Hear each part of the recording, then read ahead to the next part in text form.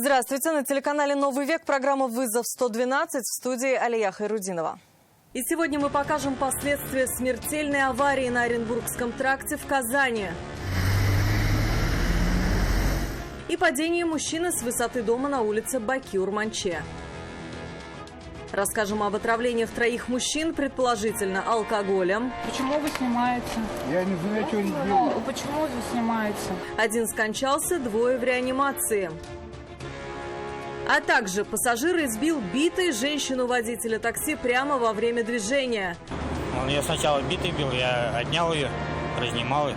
И нападение на мужчину во дворе дома на проспекте Ибрагимова. Я уже выбежал, он лежит никакой весь в крови.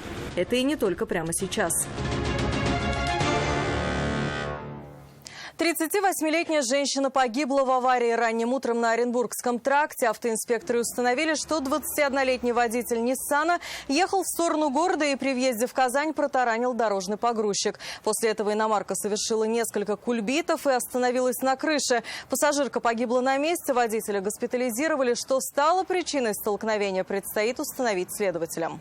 По предварительным данным, нарушение пункта 10.1 не выбрал скорость, обеспечив безопасность дорожного движения. Совершил столкновение с дорожным погрузчиком под управлением 30-летнего водителя, после чего совершил опрокидывание. Материалы по факту дорожно-транспортных происшествий для принятия процессуального решения переданы в Главное следственное управление МВД по Республике Татарстан. Мужчина упал сегодня днем с высоты одного из домов на улице Баки-Урманче в Казани. По словам очевидцев, он ударился об карниз, задел припаркованную у дома машину и упал на прохожего. Упавший от полученных травм скончался на месте. Прохожего с различными травмами госпитализировали. Причины случившегося и личность погибшего сейчас выясняют следователи. 34-летний мужчина скончался, 2 человека оказались в реанимации после вечеринки в поселке Октябрьский в Зеленодольском районе. По предварительной версии, причина тому отравление алкоголем. Выяснилось, что к хозяину дома накануне пришли гости. 2 мужчин и 3 девушки. Утром мужчины не встали, девушки не пострадали. Следователи выясняют обстоятельства трагедии. Почему вы снимаете? Я не знаю, что они делают. Почему вы снимаете? Внимание к трагедии близкие погибшего не хотели, но в приватной беседе рассказали, что компания из 5 человек накануне приехала в гости к 34-летнему хозяину дома. Легкие алкогольные напитки девушкам купили в магазине, из крепкого предпочли самогон, пили почти до утра. 3 мужчин почувствовали себя плохо еще утром. Девушки вызвали медиков, но 34-летний хозяин дома их не дождался. Он скончался на месте. Еще 2 молодых людей госпитализировали, они сейчас находятся в реанимации. По предварительной версии, они отравились именно самогоном. Сейчас следователи изъяли весь оставшийся алкоголь из дома. К слову, рюмок стражи порядка на месте не обнаружили. Тело погибшего направлено на судмедэкспертизу, которая покажет, что стало причиной смерти. Вероятнее всего, по факту случившегося будет возбуждено уголовное дело. Нафиса Минязова, Данил Филатов, Вызов 112. 44-летнего мужчину жестоко избили во дворе одного из домов на проспекте Ибрагимова. Соседка пострадавшего увидела драку из окна и спугнула нападавшего. Он сбежал. В это время приехали медики. Они на месте оказали пострадавшему помощь и приняли решение о госпитализации мужчины. Подозреваемого сейчас разыскивает полиция. Мать избитого мужчины узнала о произошедшем от соседки, которая испугнула нападавшего. Я уже выбежал, он лежит никакой весь в крови. С трудом он говорил. А как себя чувствует сын ваш сейчас? Я у него спросил, он фигово. Во-первых, он выпивший. А когда он выпил, дураку. Но, как говорят соседи, он хоть и часто выпивал, но конфликты сам никогда не провоцировал. Вот и в этот вечер спокойно вышел из подъезда и увидел перед собой незнакомца. Какой-то парень, она не видела, в черном, выше, здоровее его. Сначала, говорит, там, говорит, на асфальте пинал. В момент избиения попал и в объектив камеры домофона. На них видно, как мужчина пытается отбиваться, но отбийчик повалил его на землю и стал бить ногами. Перед тем, как уйти, оттащил пострадавшего с дороги. Очевидцы, увидев это, подумали, что их соседа убили, а тело пытаются спрятать. Избитый не подавал признаков жизни. Тогда соседи вызвали медиков и полицию, а нападавший скрылся. Сотрудники полиции проводят оперативно-розыскные мероприятия, изучают видеозаписи, опрашивают очевидцев происшествия. Тем временем мать пострадавшего рассказала, что подобное подобное случается с ним не впервые. Лет 20 назад его также избили. Тогда он проходил долгую реабилитацию. Пацаны хотели денежки отнять. Ну и всем табором его отметили. Тоже он скорый попал, у него нос был перебитый, сотрясение было, его тошнило. Но там вообще лица не было. Пострадавшего с тяжелыми травмами доставили в больницу, а подозреваемого объявили в розыск. Нафиса Минязова, Константин Бушуев, вызов 112. 44-летнюю женщину водителя такси битый избил пассажир прямо во время движения под мостом на улице Копылова. Свидетелями стали проезжающие мимо автомобилисты. Они остановились, чтобы помочь женщине и отогнать нападавшего. Но это его только разозлило. В ход он пустил ноги и руки. А когда услышал, что на место вызвали полицейских, пустился на утек. Он ее сначала битой бил, я отнял ее, разнимал ее. А потом он ее с кулаков и с ног бил.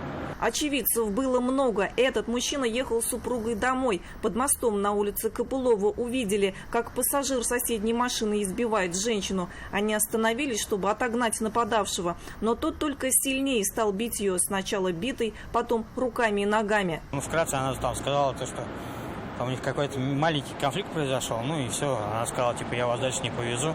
Ну, все по классике. Очевидцам она рассказала, работает в такси. Везла пассажира, сначала было все спокойно, но потом между ними вспыхнул конфликт. И пассажир начал избивать автоледи сначала в машине, а после того, как она остановилась, вытащил на улицу и стал добивать прямо на дороге. Когда свидетели стали вызывать медиков, нападавший пустился в бега. Высокий, полный мужик, мусульманин, потому что у него эта шапочка мусульманская, ну, скорее всего. Вроде на вид трезвый был, но очень бешеный. Как будто бы под чем-то. Его до сих пор разыскивают стражи порядка. Женщину тем временем с предварительным диагнозом ушиб мягких тканей и подозрением на сотрясение головного мозга госпитализировали. Алсу Курманова, Нафиса Минязова, Константин Бушуев. Вызов 112. Тело 59-летнего мужчины, лежавшее в машине, обнаружил охранник возле гаражей на улице Красной Позиции. Прибывшие на место полицейские ничего криминального не обнаружили. От погибшего исходил сильный запах алкоголя. На место вызвали следственно-оперативную группу. Тело будет направлено на судмедэкспертизу. Хозяин отечественного автомобиля рассказал, машина часто остается открытой. На ней он сам не ездит. В погибшем узнал своего соседа. Знаете вы его? А кто это для вас? Просто... В Елабуге автоинспекторы помогли раненому мужчине добраться до больницы. Они несли службу на одной из улиц города. К ним подбежал пострадавший и сообщил, что случайно порезал руку болгаркой. Травма была серьезной, оказались задеты вены и сухожилия. Он потерял много крови. Сотрудники посадили его в патрульный автомобиль и довезли до приемного покоя. Медики оказали ему помощь, и сейчас он чувствует себя хорошо. 40-летний мотоциклист пострадал в результате столкновения с Hyundai Getz. Автоинспекторы установили, на перекрестке улиц Ташаяк и Московская автоледи за рулем иномарки решила развернуться в неположенном месте, при этом не убедилась в безопасности своего запретного маневра. В этот момент в правый бок легковушки врезался мотоцикл.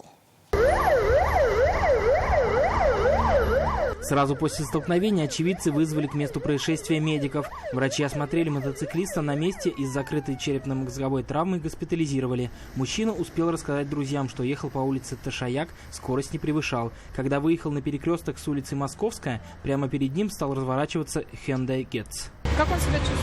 Нормально вроде. Лежит, улыбается. Он в сознании был, без сознания я его не видел.